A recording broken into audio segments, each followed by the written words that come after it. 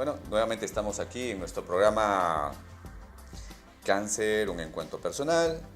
Y esta vez estamos con una persona muy especial.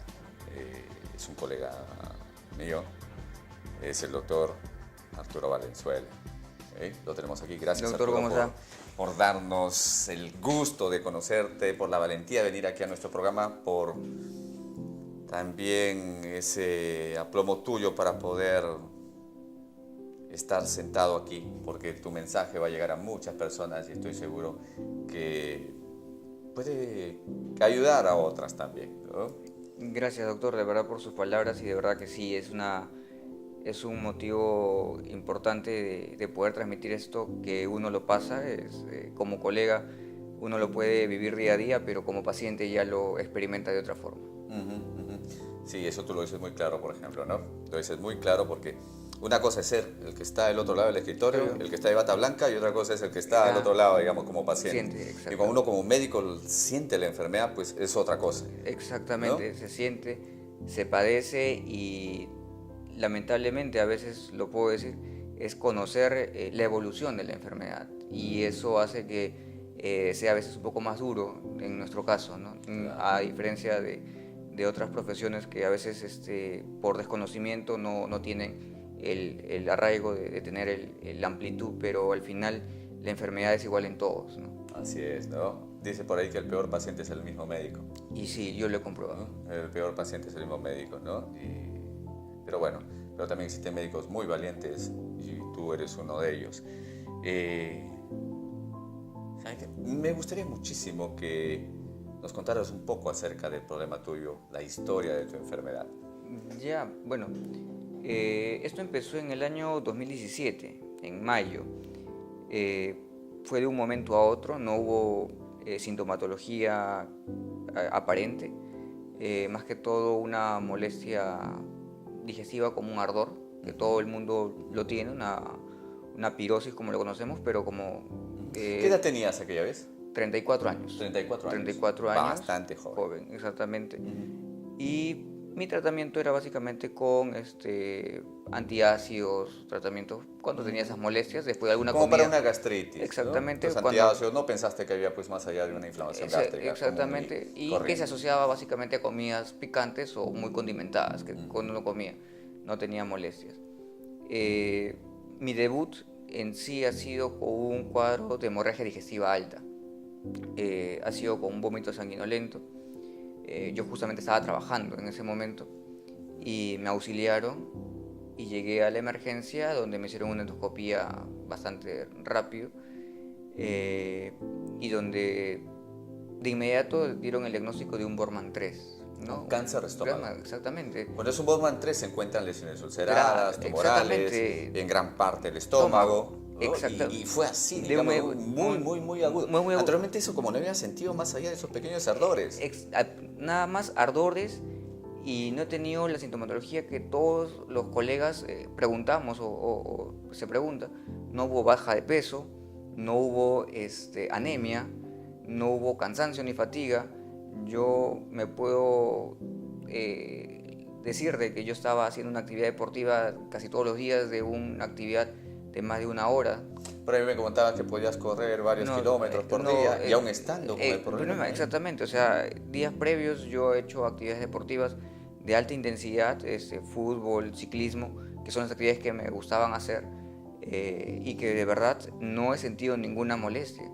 Por eso que cuando me informan de este diagnóstico previo, porque faltaba la biopsia en ese momento, me sorprende de que sea un Bormann 3 ¿Y cómo fue, digamos, el momento que te dijeron, mira, tienes un cáncer de estómago Bormann 3, ¿no? Que es casi un monstruo que tienes en el estómago? Debe ser chocante, es una muy duro. buena pregunta y justamente ahora en este momento le puedo responder porque tal vez en ese momento no le hubiera podido decir. No lo crees. No lo creía. No lo creía. Como no sentía ninguna molestia porque ya me habían calmado los síntomas de las náuseas y el sangrado ya no tenía, no había dolor, no había nada, no lo creía y no asumía de que podía ser algo tan grave. Como dijiste, era esto como no es para mí, debe haber algo que... O sea, han visto mal, seguramente solo es una úlcera. Ok. Entonces era como un sueño. Ese día que yo fue un día sábado, fue al mediodía que me dieron el informe endoscópico.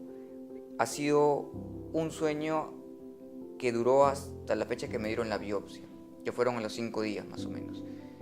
Por más que yo tenía el informe médico de la endoscopía, con el Bormann 3, con las indicaciones señalando una neoplasia, yo no lo asumía todavía. Y es algo que es bien chocante cuando ya tienes que enfrentarlo directamente. Y eso me pasó cuando ya tuve la biopsia y me dijeron, es un cáncer. ¿De ahí qué pasó? ¿Cómo te sentiste cuando Se te cae el mundo, se te cae el mundo. Porque dices, ¿qué pasó? ¿Cómo fue? ¿Qué sucede? Y al final te quedas sin poder pensar qué vas a hacer, o sea, qué va a suceder contigo. Yo no sé si otras personas cuando han tenido el diagnóstico han sentido lo mismo que yo, pero lo que yo sentí en ese momento fue impotencia, debilidad, molestia, renegué conmigo mismo, renegué tal vez hasta con el mismo Señor, los que son creyentes, porque de verdad a veces no puedes entender qué pasó, si estabas tan bien, y enfrentarse a ese nuevo mundo que te va a tocar, te da miedo, te asusta, y más aún, como empezamos la conversación, es saber lo que viene, porque como médico tú lo has visto en pacientes distintas evoluciones, pero tú siendo el enfermo y saber que vas a tener una evolución, te trae a la mente que vas a padecer varias cosas y que más adelante las he padecido porque he tenido que estar hospitalizado, he sido punzado múltiples veces. O sea, cuando te hacen el diagnóstico y vas o sea, te entregan el resultado de la biopsia misma y dicen, esto es un cáncer de estómago, Arturo. Y esa palabra que tú dices, ¿no? Se me cayó el mundo. O sea, como que ahí fuiste recién consciente de la magnitud del problema, ¿no? Y lo que es el pronóstico que tú mismo veías para ti. Exactamente, ¿no? El pronóstico como que veía. Todo eso cambió. Y normalmente, pues, cuando uno se hace el diagnóstico de cáncer y se le entrega el diagnóstico de cáncer a una persona, pues muchas veces se pasan por diferentes etapas, ¿no? Son las etapas psicológicas que atraviesa la persona, ¿no? La etapa de negación, la etapa de proyección, aceptación, tantas cosas que van, ¿no? Pero es bastante traumático y fue bastante traumático en tu caso, ¿no? Siendo joven, más que todo siendo médico. Es una noticia que de verdad uno como médico le escucha diariamente el diagnóstico, pero nunca les piensa escuchar en uno mismo a veces. Y es irreal saber eso porque somos seres humanos y podemos enfermarnos. Y cuando yo lo he padecido o lo estoy padeciendo ahora, me doy cuenta de las grandes dificultades que tiene el paciente como ser humano para poder enfrentar día a día esta enfermedad. No es tan simple porque afecta a su entorno más cercano, que es el familiar, el nuclear. Le soy bien sincero, yo en esa época yo estaba de novio y no es tan fácil someter a una familia, y a la familia de mi novia específicamente, a una noticia así, porque siempre se ve la esperanza de un novio, de un avance, de un progreso para algo más adelante, y que te digan, tiene esto, es un shock, no solamente para tu familia. Claro, es como una proyección de vida que uno tiene, ¿no? O sea, mira que yo voy a llegar mi vida a tal edad, tal cosa, o a tal etapa de vida, tal cosa, mi familia, los hijos. Estabas en una etapa de noviazgo, proyectando de repente cosas ya con tu novia, ¿no? Y que veías la vida que se iba desenvolviendo de una manera también tal como tú le estabas planeando, porque veo que era una vida bastante satisfactoria, hasta que llega, digamos, este diagnóstico y es terrible diagnóstico, ¿no? Y cambia totalmente, cambió lo que es toda tu perspectiva de la vida. Exactamente. Desde ese momento. Desde ese momento Le soy sincero, ahora la vida la valoro día a día.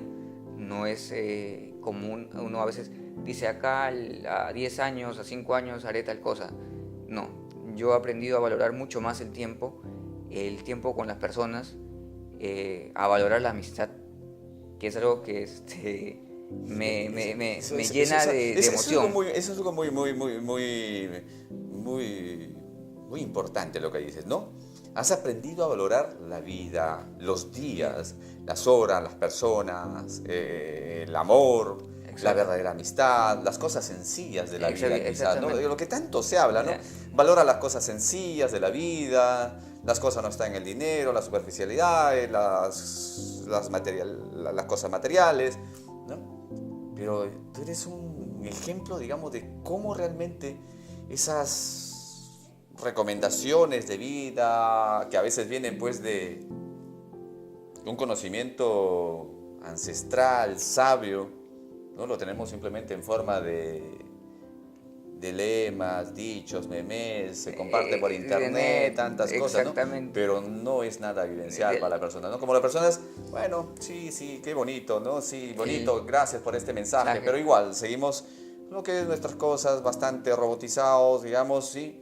Seguimos planificando el futuro, ¿no? Y dejando pasar los días y las cosas bellas que da la vida. Exactamente, muchas veces, ¿no? y de verdad, yo le soy sincero, me dedicaba más a la parte laboral, que era algo que me gusta mucho, en mi parte asistencial, en mi parte administrativa, en la que puedo laborar, y dejaba de lado pues el tiempo en familia. No pasaba tiempo con los seres queridos, y ahora disfruto cada momento en que puedo estar con ellos, y te das cuenta de que el tiempo valora ese tiempo con ellos, porque sabes que no sabes si el día siguiente podrás estar o no. Y a veces uno deja pasar una reunión, deja pasar un almuerzo con la familia, porque dices, no, tengo un evento, tengo una reunión de trabajo que es más importante, y a veces lo dejamos de lado. Y esos minutos, esas horas, o ese día que podías compartir, ya no se vuelve a repetir. Y ahora yo me doy cuenta de eso.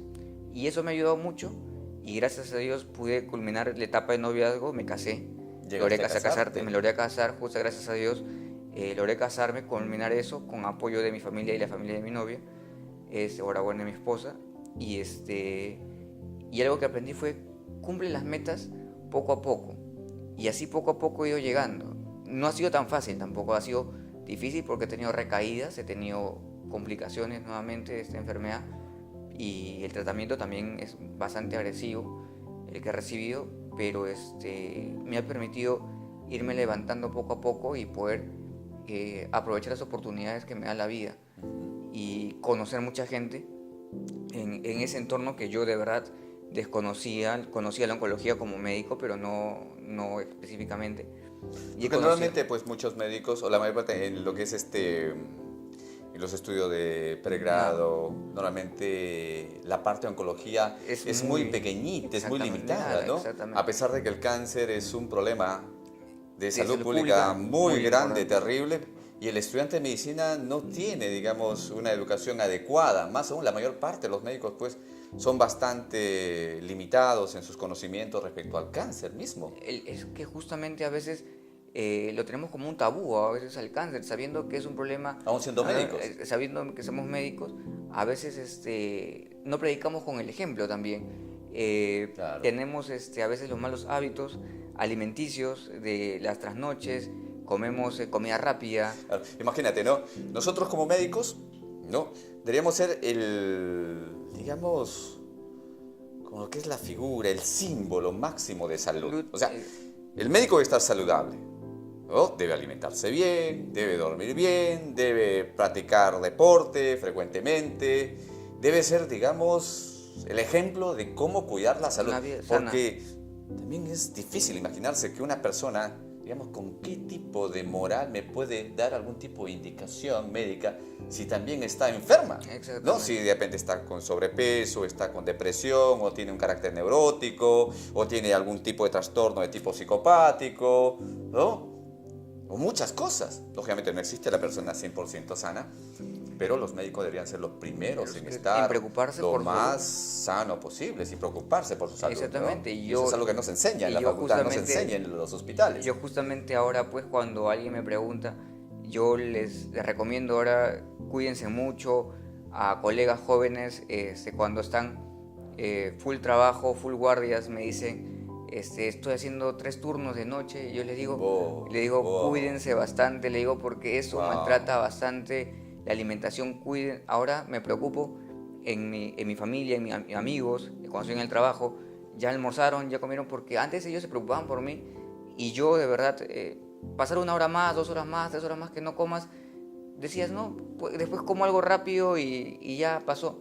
Pero ahora valoro hasta los alimentos que uno come, porque esta enfermedad del cáncer gástrico afecta a una parte que es a veces difícil de entender, y que te hace pensar mucho por el tema de que todo lo que llevas a la boca va a pasar por el estómago.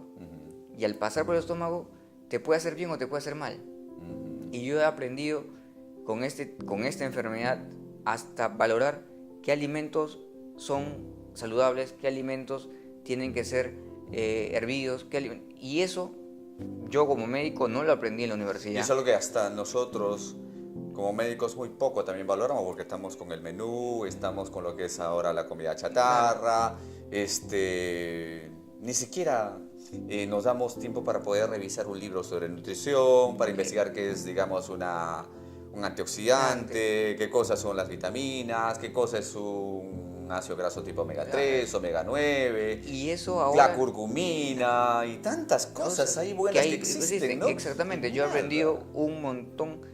Has hecho una maestría en nutrición, un doctorado en nutrición. En todo ese tipo de alimentos que de verdad hay una gran variedad y son bien ricos, o sea, son muy saludables, y de verdad que uno dice, ¿dónde ha estado uno que siempre veía solamente un tipo de comida y ahora existe una gran variedad y ves que la gente lo consume y es muy saludable? Así es, y el Perú lógicamente pues tiene una enorme biodiversidad tan terrible. También es otra cuestión que nos llama la atención también hasta en las facultades, ¿no? Donde en los aspectos también nutricionales llevamos pues pequeñas cositas, estamos más abocados a lo que es tantos tratados de farmacología, y nutrición muy poco, ¿no?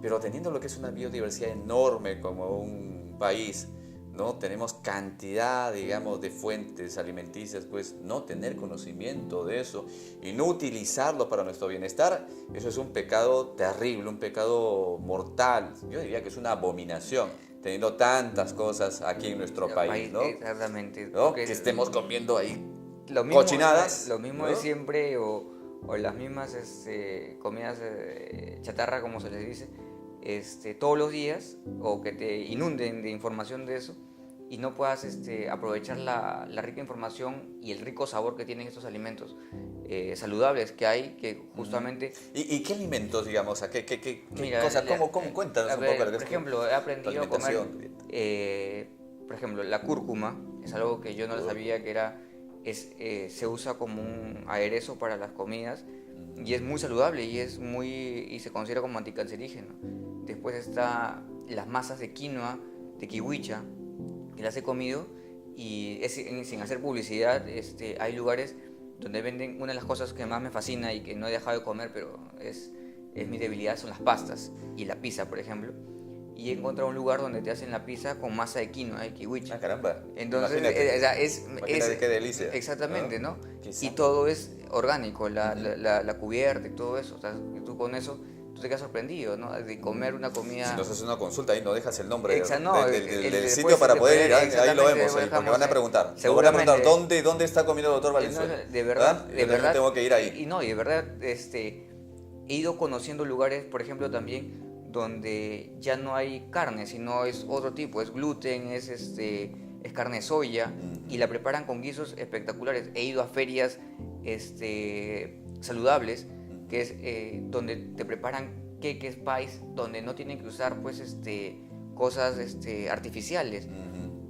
Y uno se queda sorprendido diciendo, ¿dónde está? Y eso es, digamos, en la parte de la alimentación. Mira, tanta riqueza que tenemos, tantas cosas interesantes, ¿no? Y nosotros ahí tratándonos diariamente con lo que son cosas que son a veces muy dañinas para la salud. Por ejemplo, el exceso de carbohidratos que tenemos aquí, Los azúcares. el hecho de lo que son los azúcares en grandes cantidades, que no se le presta la atención, ¿no? A veces los médicos pues se meten y se embuten de todo, ¿no? No, a veces Y eso es frecuentemente, el ceviche de fin de semana, a veces los ceviches 1 o 2 veces por semana, y también hay que tener cuidado con el ceviche. No digo que sea algo malo por sí mismo, es delicioso, No, exactamente. pero también pues tiene una carga enorme de lo que es probablemente nitrosamina. Es una cuestión que habría que analizarla, porque yo he visto casos donde el ceviche mismo, donde muchas personas consumen, siempre hay una especie de conexión, digamos, bastante fuerte en el consumo de lo que son los pescados salados en otros lugares, ¿Ya? ¿no? Digamos, el pescado salado tiene una gran cantidad y forma una gran cantidad de nitrosamina, las cuales forman agentes procancerígenos cuando entran en contacto con la mucosa digestiva. Y en el Ahora, el Perú- pescado, imagínate, ¿no? Cuando marinan un ceviche, ¿no? Está- Con cantidad de sal, y lógicamente eso se diluye con el limón, pues imagínate lo que debe producirse ahí, ¿no? Al fin y al cabo, bueno, es una observación empírica que he hecho con bastantes personas que muchas veces cuando están con la enfermedad, principalmente cáncer gástrico, muchas de ellas como son muy adictas a este plato. ¿No? No es atacar al ceviche, lógicamente, pues No. moderadamente, pues está perfecto, ¿no? Un Precisamente, plato riquísimo, ¿no? como dicen todos, ¿no? Y como también uno aprende, no todo en abuso es malo, sino significa que así es, ¿no? ¿no? Y, Así es, ¿no? y de verdad yo también tengo que confesar ahí que yo era adicto al ceviche. Ah, caramba. Y ¿Ves? justamente ahora ¿Ves? mencionándolo, O sea, mira. o sea, sin que usted me lo haya preguntado, sí soy, bueno, era adicto, ya no. Y ¿Cuántos y- ceviches comías por mes? fácil, todos los fines de semana. Wow, Todos los fines de Wow, semana. wow, y wow. más aún me gustaban las conchas negras. wow. Entonces- Imagínate con toda esa carga, ¿no? Exactamente. Es una teoría, más que todo, es una teoría, no la he comprobado hasta ahora. Pero sería bueno, voy a hacer un pequeño estudio sobre eso, ¿no? A ver si es que podemos ver la carga de nitrosaminas que se forma en el ceviche, ¿no? Y Exactamente. ver si es un plato, digamos, con el que hay que tener un poquito de cuidado, no tan frecuente, pero mira, Claro, ¿no? no, Lo que tú me dices, justamente, ¿no? sí, no. Ya, estamos yendo hacia lo que es el ceviche ya. Exactamente, no, la Cuéntame comida. un poquito más sobre lo que son los aspectos espirituales, ¿no? De esto. ¿Qué tan importantes, digamos, son los aspectos espirituales cuando se padece de un cáncer?